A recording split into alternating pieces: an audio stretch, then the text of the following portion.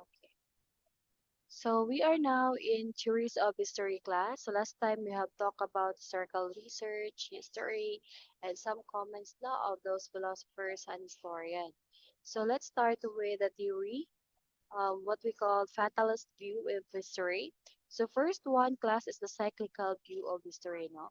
So this is a view class, no, that they tell that this is an endless repetition or history is just an endless repetition without goal. So balik-balik lang daw siya class, randomness. So again, history here is an endless cycle of repeating events with no purpose. So that is cyclical view of history. So balik-balik lang daw siya class. And then next one class is the linear view of history. So what is linear view of history class? So kung tanawan mo class, that is the straight line no going to a goal.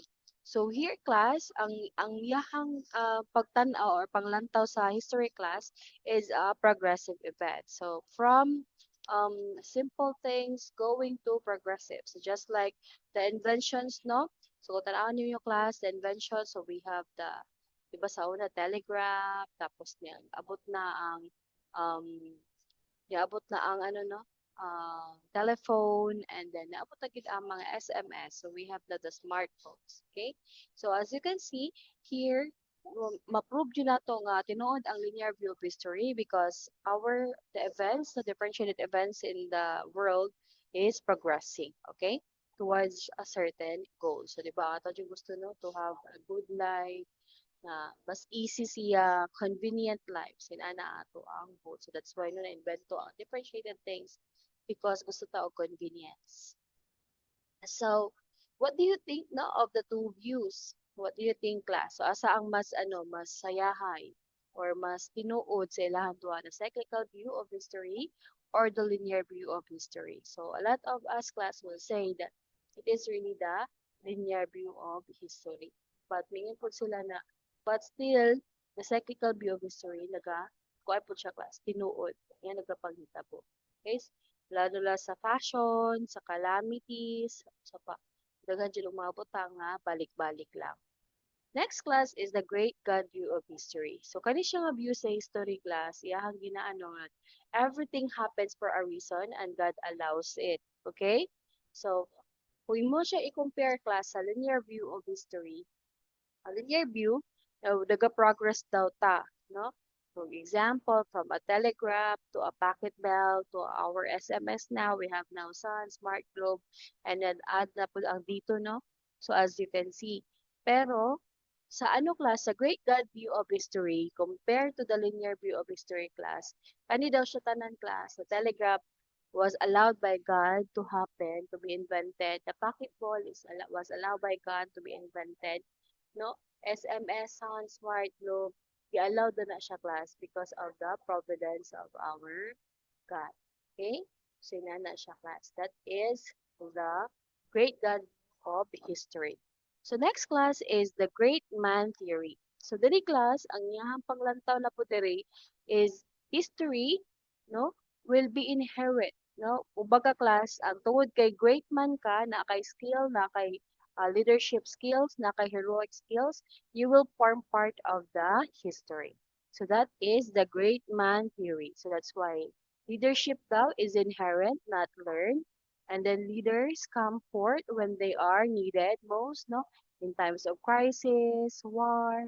So naana daw ipanganak na gid daw ta nga natay heroic, mythic, usually male. So display certain traits that dictate leadership ability. So mao ni siya ang great man theory. Kay na jud day mga tao nga gipanganak na great man na inherit the leadership, kay heroic nga capacity and athletic capacity. So ani po na theory class mas ano sa ilaha, mas hero sa ilaha ang mga lalaki. Okay? So next class is the best people view of history. So here class, ano no, maapil lang daw sa history class, ilahang ginabelieve that some elite, those best race, the favored nation, so most likely, mao daw to siya ang ano class, maapil sa history. Okay? So just like in the Old Testament, no, that they assumed that Israelites were God's chosen people.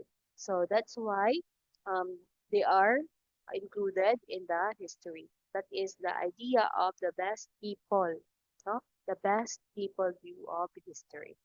Okay, so next class, so this view of history class is one in which driving force in history is people's idea. So I think this is a part of the human nature view of history class. So dili class, this view of history daw kay ang iyang driving force dili class is the people's idea. Okay? So let me check the book class. Basig nawala lang. Nawala lang ang idea.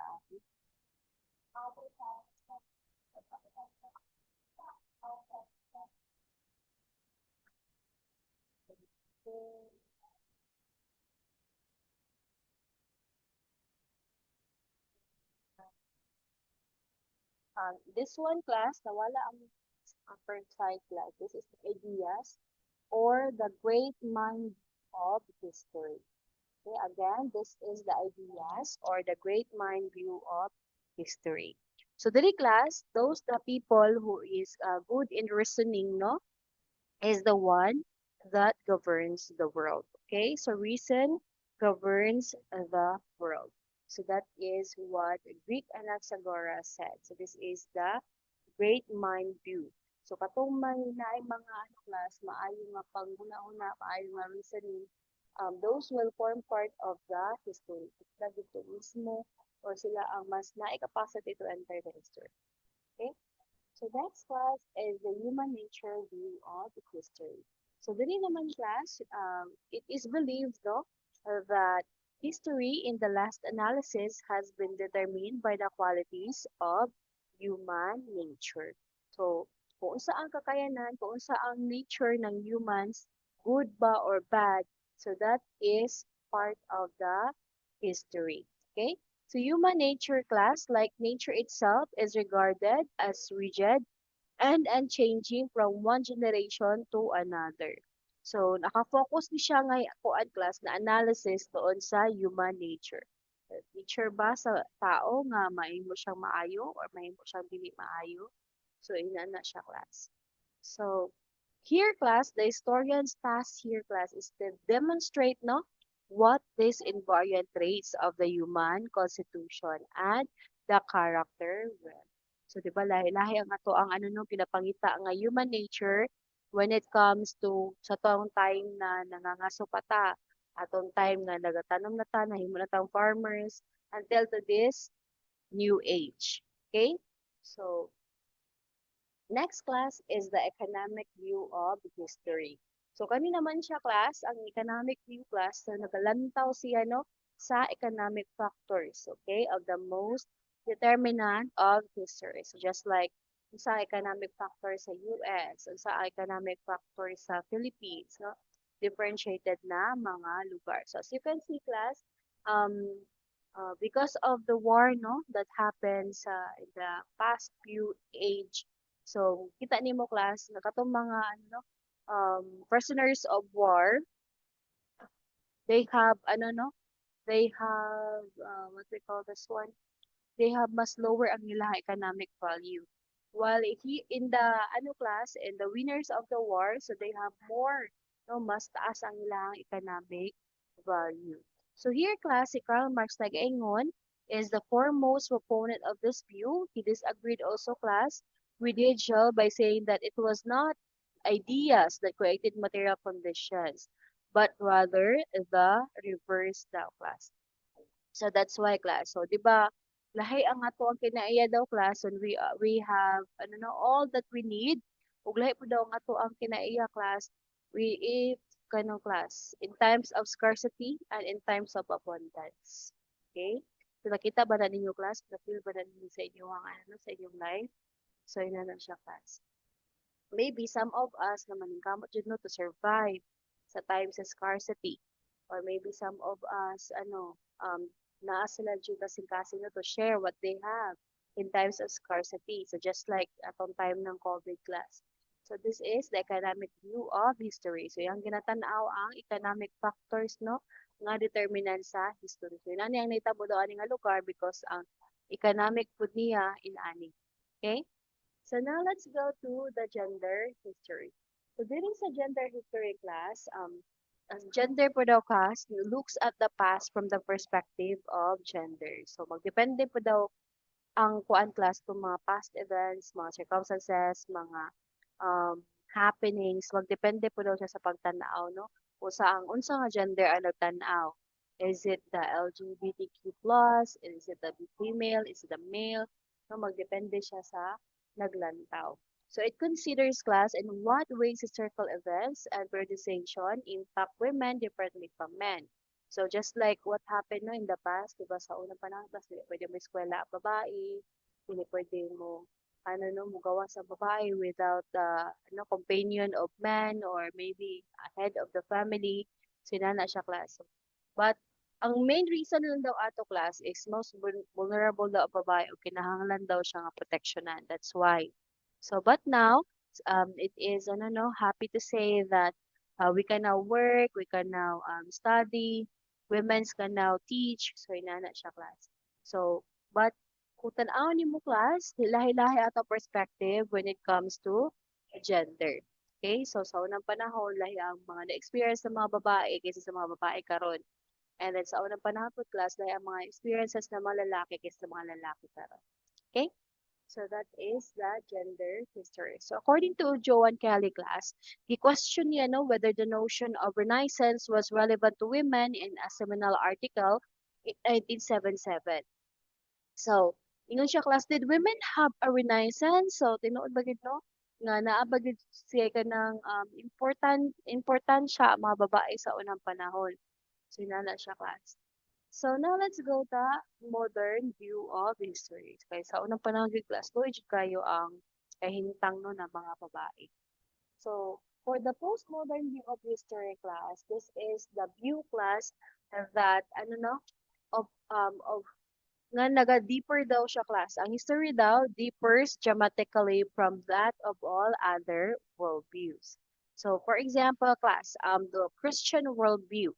So, Christian worldview class see history as a grand unfolding of God's divine plan to redeem the fallen humanity. So, di ba? We believe that Jesus Christ uh, died for our sins. So, nana siya class.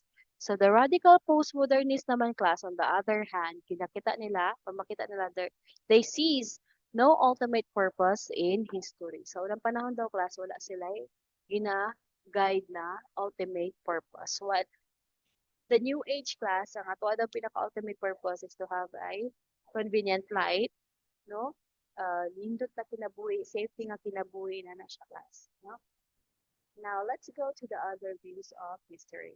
So, during naman class, there are a number no, of theories that attempts to explain no, history. So, ilahang hinay-hinay jud, himay-himay nga, kinasuggest mo ni siya ang history. So, they say that history came from the geographic factors, no? Kung asa ka located, so kung lambo ang kana siya nga kultura, then mas more siya nga gina-showcase sa history.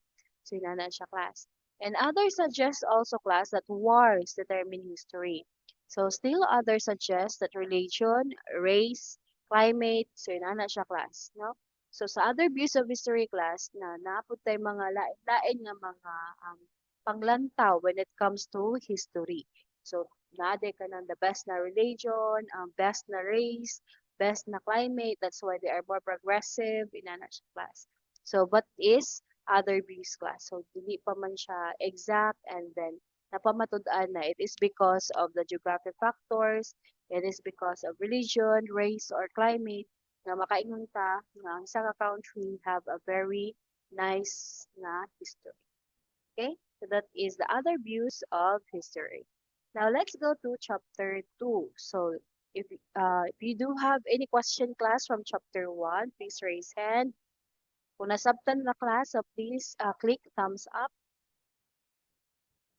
Okay, very good. So sayon lang jud kay ni class no pinakasayon lang jud siya bisan pa sa inyo ha mga major, no? So next class is the sources of history. So asa tay nagikan ang history? So nagi na siya dapat na sources class.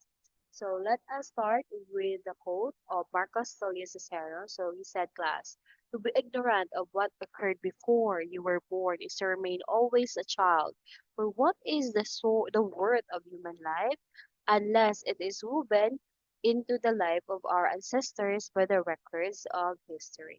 So, kinahanglan class that we must study no history so that we will not be ignorant and we will not be always a child. So, kung sa may character sa child class, di ba, kailangan pa proteksyonan, very immature, um, ano no, kinahanglan pa na ating mga butang nga buhaton para maproteksyonan sila o para matabangan sila o ma-cover sila. So, kinahanglan nila permanente og top class.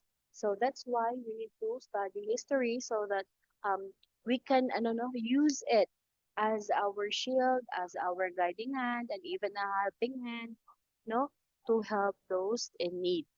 So, mao na siya class na gipangutanan niya no nga usa gyud ay worth sa human life, no? So unless daw it is woven into the life of our ancestors by the records of history. So that's why because we are rooted and we know our history, so kaya jud nato klase ipaglaban ang atong bansa, ipaglaban kung kinsa na sila or ipaglaban nato ang freedom. Okay? So na siya class. Now let's go to the learning outcomes class. At the end of this chapter class, you are going to same lang gyapon nato learning outcomes ani class because this is still part of the unit 1. So again, you need to check no the sources for the credibility, authenticity, and provenance. Kasi daghan na kay naglipara ng mga fake news class. So that's why CHED wants us no to have the soft skills to know no what are the primary sources, no their credibility, kapanipaniwala pa na siya, authenticity, it is really truth or the truth, and then provenance, naagid siya proof class or naagid siya evidence. Okay? So here class, we're going to distinct the primary, secondary, and tertiary sources. No? Primary sources, secondary sources, tertiary sources. Next class is the external and the internal criticism. So we are going to talk about external criticism, internal criticism, and then the general principles for determining reliability. Okay? So here class, so most of the historical source class materials can be grouped, no? Pwede na siya magrupo into 4. No? So these are the basic categories. So first class, we have the documents. Next is the numerical records. Next is the oral statements. And then we also have relics. No? So, diba, as we say a while ago, diba, you already know that primary sources, yung mga letters, journals, diaries, so those will form part of the documents. So these are the written or printed no, materials that have been produced in one form or another sometime in the past. Next class is the numerical record. So mao na siya tong mga numerical data and printed. So maybe in a table form or in a statistical data. So in ana siya class. Or maybe in a handwritten form but it is in numbers. Okay? Next is the oral statements class. So katoding made or said by someone. So it include any form of statement made orally by someone. Diba? Interview, that's why class ko. Nakita ninyo to documentary of those comfort women, no? I think lahag interview dito class is the women, no? In South Korean women no nga nakaagi or nakaano class na part no sa comfort women. So ato nga time plus bata pa jud kay sila kas mga underage pa gid sila and they have experienced that. So you can also watch that class. I think na ay isa ato nga naa sa Netflix tapoy nasa YouTube class if you are interested. So next class is relics. So ang relics naman class are any objects no whose physical or visual characteristic can provide some information about the past. So di ba ka na mga kalutag, mga bukog, mga kopa, so nato sila documentary pod class na nakakalog sila og kanang mga kopa ng mga kings no sa Egypt. And then we also have yung blue necklace class sa princess sa Egypt na I think it's ano class. It's very costly nowadays na murag siya kuan class. Murag siya blue diamond class. Na naiyahan. And then it costs like billions of dollars kasi na siya kamahal. So, kung basig na yung mga nakatago dira no sa inyong ilalom sa inyong balay. So magkalot na. Basta mag-start na ako kalot sila sa inyong gabi. Joke lang lang. Okay, so let's go to the distinction of primary, secondary, and tertiary sources. Okay, so let's have the primary source. So we have already learned it from the chapter 1 that primary sources give first-hand na original gid siya and unfiltered na information. So these are the eyewitness account, your personal journals, interviews, surveys, experience, historical documents, and artifacts na naa jud siya direct connection. So meaning katod yung naka-experience. For example, we are studying martial law, katod yung naka-experience sa martial law. Ana jud siya. Next is the secondary sources. So we also learned this one that one step ni siya removed from the topic. So, well, they can be just as valuable as primary sources. Just like si Lolo, naka-experience si Lolo of martial law. Um, and then, like, for example, for me, I interviewed Lolo and then I also read his journals or diaries. That the thing that I can do, so like, for example, nabuhat ba kong documentary from it, book from it, so that will form part of the secondary sources. One step. So next is tertiary sources. So this one naman class is one step remove, no? Remove siya from the topic. So meaning class, sa akuan na siya from my lolo going to me, so it will be secondary source. So from me naman going to the others, it will be a tertiary sources. Okay? So here class, mali ata ako. I will just class upload a new one. So a tertiary sources class provide third-hand information. So katulog ko na siguro nagbuhat ani class. Tertiary sources again class is third-hand information. Okay? So from me, the second source, ato ako mga nabuhat class, ako ang libro na na-create na inyong ma-research, then your output will be tertiary sources. Okay? So these are the types of primary sources classes. So as we have discussed in chapter 1, so we have autobiographies, memoirs, diaries, personal letters, correspondence, even journals class is also part of it. Interviews, surveys, fieldwork, photographs, posters, work of art, literature, speeches, and oral histories na naga-exist mismo atong nga time is what we call primary sources. Okay?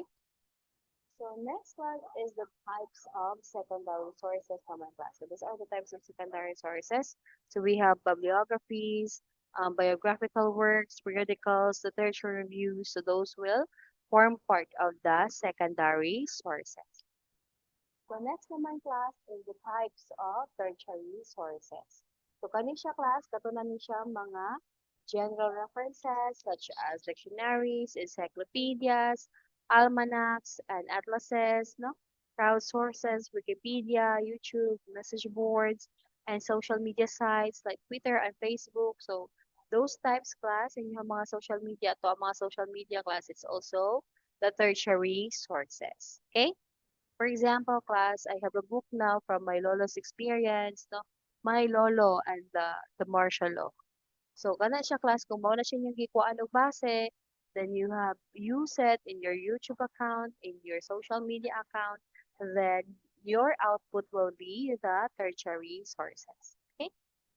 So, naman siya kasayong class.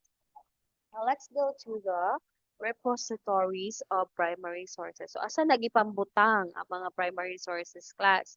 So, usually class, ginabutang na siya class sa mga archives, sa libraries, sa museums, historical societies, and special collections. So, kisa may nakaadto na sa inyo sa class? Kato sa Manila na ano na tawag Philippine Library. Kinsa na nakaadto dito class sa Manila? Wala pa? Please raise hand kung nakaadto na. How about in Baguio class? The museums in Baguio. Ato na mo class? Have you visited? So, If you have time class kung mo laag mo Manila or malaag mo Baguio class, then you can also visit those libraries and museums class where the primary sources no na dito tong mga pambuhat jud mismo or libro mismo ni Rizal, salina mismo ni Rizal, um, atong mga libro mismo no nga na-exist atong time sa martial law, time sa EDSA People Power, naabot to'y time ni Rizal, na siya class. Okay? You can also visit that class. Even na mga relics class na ilahang nakalutan class nga na-exist no with time na wala pa na uso ang kanang kwantas writing system, you can also visit that class. Na siya dito class. Even ganit diri class sa Tagum, kana um, historical, sinatawag yan na circle center. So you can also visit that class na po dara ang mga history ng Tagum. Okay? Chinelas Chungoy na dito po class. So we also have the document collection class.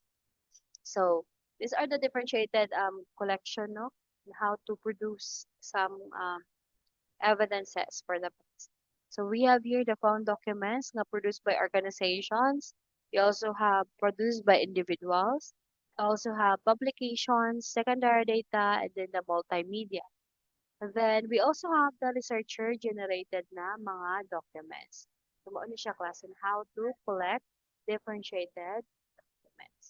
Now we also have the external and internal criticism class.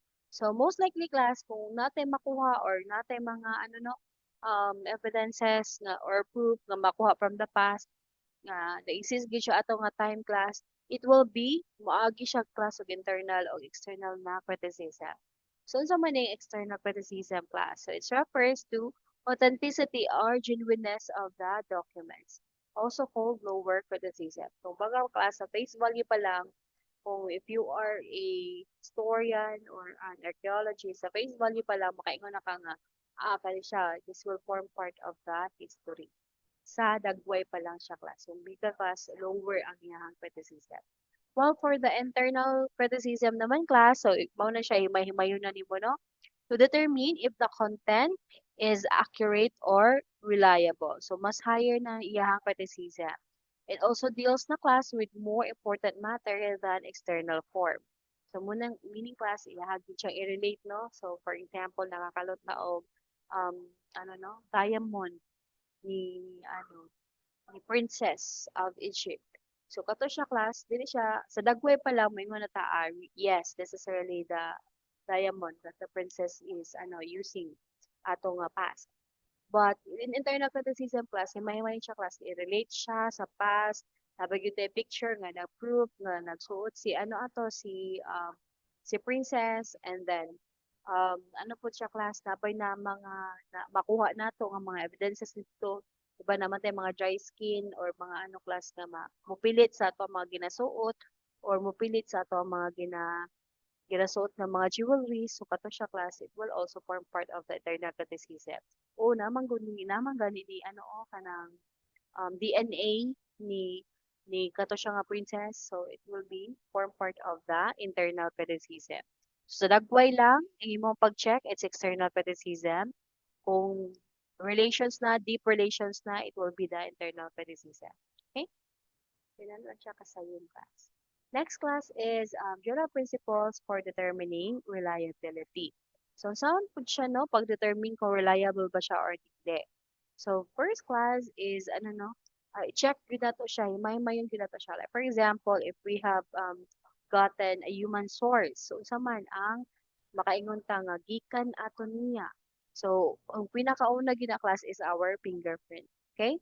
So, human sources may be relics such as fingerprint. So, for example, naa dito nakadikit ang fingerprint ni Princess, then mingon jud ta nga kana gid siya nga diamond is kuan jud siya mao ito ang gisuot ni Princess ato sa una nga panahon. Then we also class the second one is any given source no may be forged and corrupted with class. So dapat very careful tanong nga dili siya forged, dili pud siya corrupted.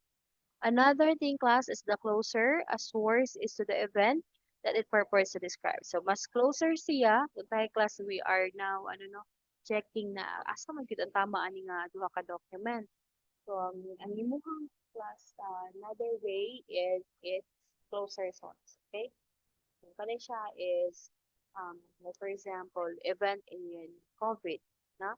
So, katong mga, mga letters, mga documents nga naa sa 2020, yeah, 2019 to 2020, 2021, so those will be, mas as ang iyahang, reliability nga. Katugid siya is na-happen in the times of, COVID. But kung layo siya class, no, 2000 pa or more than that, 2024 na, 2025, 2026 na. So kung mas layo siya class, mas siya class, dili kay siya reliable. But if it is closer, then it will be more reliable. Okay? So we also have an eyewitness is more reliable than testimony secondhand. So for example, class, katong yung experience of no, COVID-19, so katong yung asa ang mas reliable class nga naka-experience sa COVID-19? A nurse in a hospital or a person in a house? Asa ang mas reliable class? O, kita tanan man no, naka-experience ta og COVID-19, no? Isa man ang mas reliable, si nurse nga nag-duty sa hospital or si individual nga nagstay lang sa balay. So makaingon jud ta nga katong si nurse nga nag-duty sa sa hospital. So it will be more reliable. So meaning eyewitness ang naa si nurse pero second hand testimony lang ang naa sa balay. So individual nga naa sa balay. But every one of us experienced COVID-19. But naay mga eyewitness na po mga testimony nga second hand. Okay? So now let's have the next one.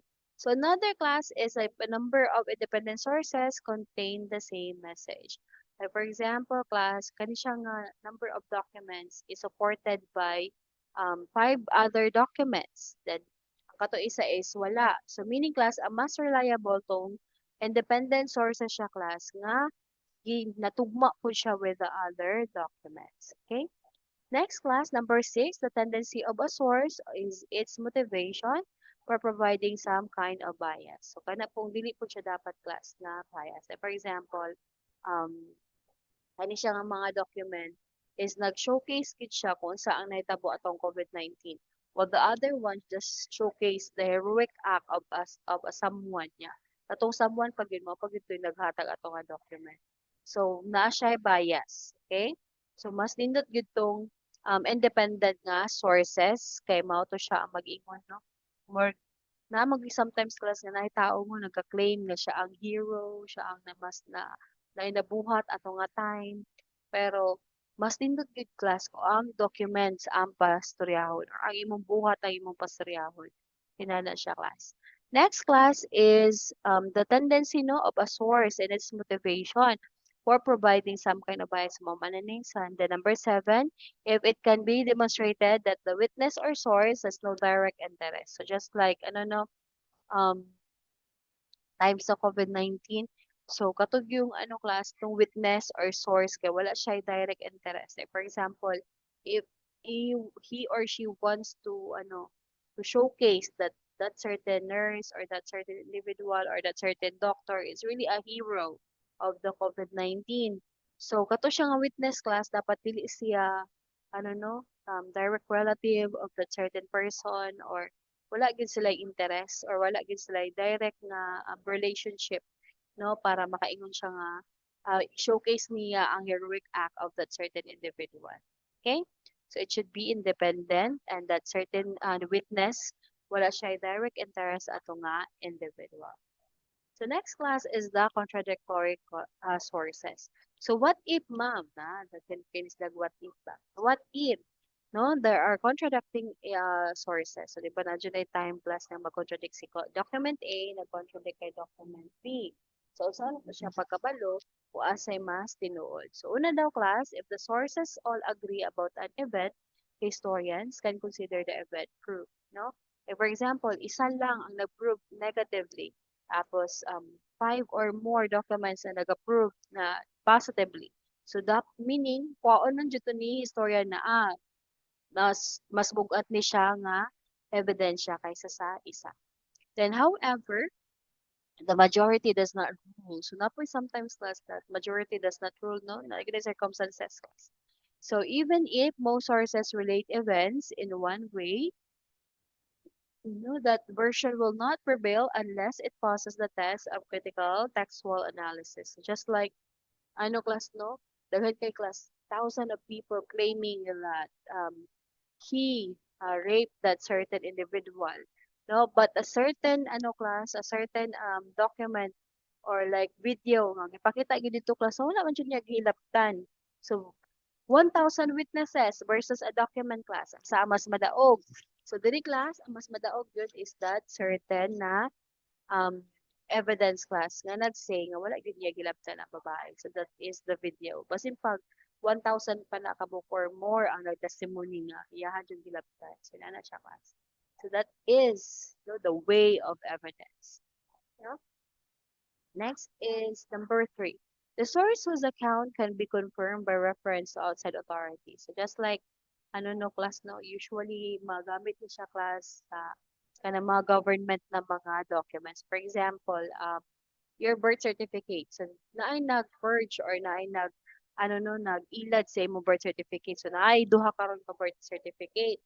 So sa man ang nato pag-check. So ato pwede po siya nga ato ang i-consult dito sa PSA. So kung mugawas na kani siya ang tinuod, kani siya ang peke, so mas reliable ang isa. So mao na siya ang ginapasabot sa ng birthday class. Ato siya i-consult sa outside na authorities. Number 4 naman class is when two sources disagree on a particular point. So tayo na ay duha daw ka sources nga disagree on that particular point.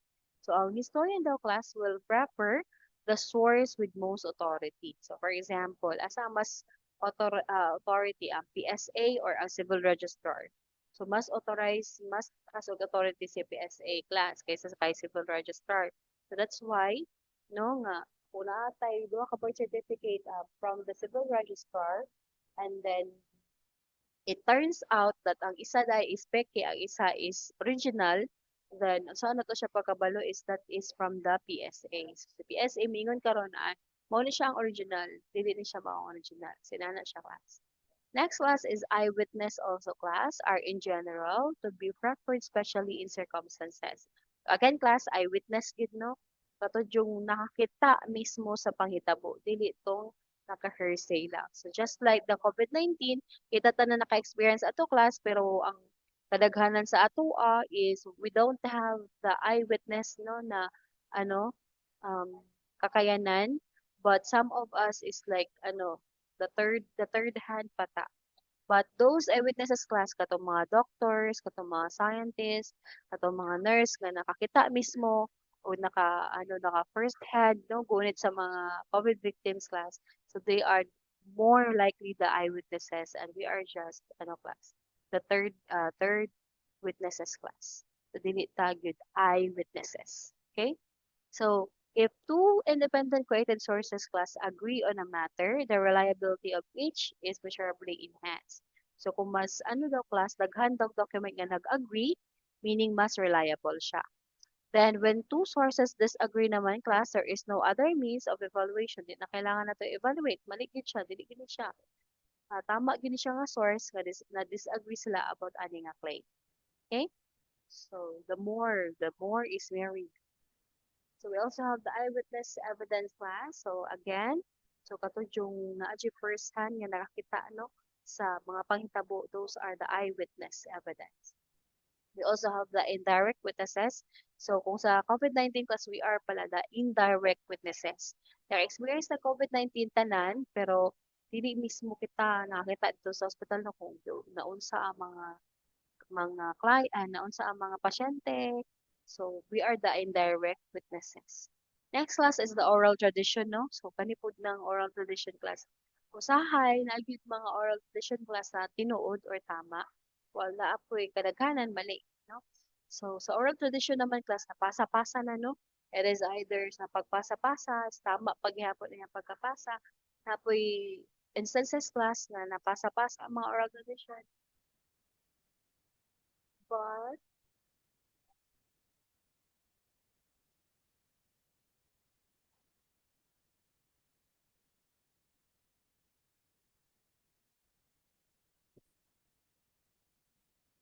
Um, Sorry for that, class. I've got very bad internet connection right now. So I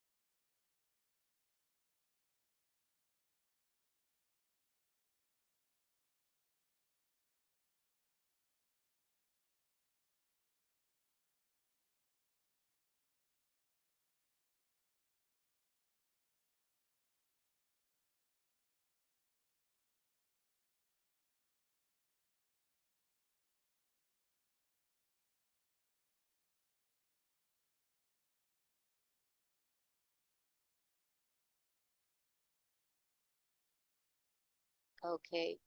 So let's continue. Let me record again.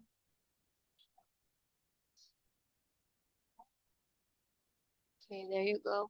So again, class, so we have talked about the eyewitnesses evidence, no, indirect witnesses, oral tradition. So oral tradition class, kalagay na pasa-pasa ng mga ano class, tradition na to. So just like, ano no, in in our tradition class, family tradition na mo, nga, ano no, ang babae is kanang, dili siya priority sa pag-eskwela class.